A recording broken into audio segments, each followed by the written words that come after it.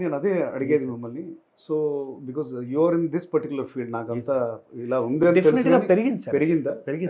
పెరిగింది కానీ ఇప్పటికీ కూడా మనకి అడగడం రాదు. ఎందుకంటే మనకి బైబిల్లో ask and shall be given అంటారు. ఇట్స్ బికాస్ మన past people where are they coming from. ఇందులో వెల్ బీయింగ్ అండ్ ప్రాస్పెరిటీలో లైఫ్ చేంజింగ్ మెటఫర్ ఉంటుంది. Doesn't matter where you're going, what matters is where you're coming from. యూజువల్గా మనుషులందరూ మిమ్మల్ని స్పీకర్గా పిలిచారు, మీ ప్రొఫైల్ చదువుతారు. మీ ప్రొఫైల్ మీ పాస్టా మీ ఫ్యూచరా? పాస్ట్ కదండి. బ్యాంక్ లోన్ కావాలి, మన పాస్ట్ చూస్తారా ఫ్యూచరా?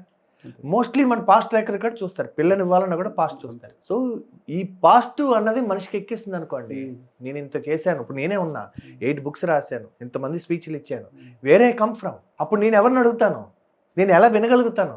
జనాలు కూడా ఆయన ఇంత ఎక్స్పీరియన్స్ ఉంది, ఆయన చెప్తే బాగుండదేమో. But I come from the future. నేను ఈరోజు స్టార్ట్అప్ అండి, today is the first day of my rest of my life అనుకుంటాను నేను. అందుకని మనకి జై గురుదేవా అని అంటారు. ప్రతి ఒక్కడు గురువు ఎందియాలి. ఎందుకంటే ఐ డోంట్ నో, నాకు తెలియదు అన్న దగ్గర నుంచే మనకు తెలుస్తుంది. దేర్ ఆర్ 3 జోన్స్ అండి. I know and I know that I know. మనకు తెలుసు అన్న విషయాలు తెలుసు. ఇది చాలా చిన్న పర్సెంటేజ్. అండ్ సెకండ్ కేటగిరీ ఏంటంటే I don't know and I know that I don't know. నాకు తెలియదు అన్న విషయం తెలుసు. ఇది కూడా చాలా చిన్న percentage. The vast majority of dark area in life is I don't know and I don't even know that I don't no.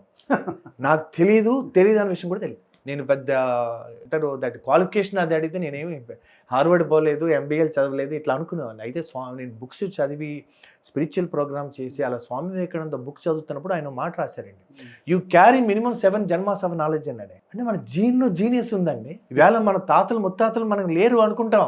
There evolution is మనం లేటెస్ట్ వర్షన్ మనం పుట్టేటప్పటికి. మన children are the next version.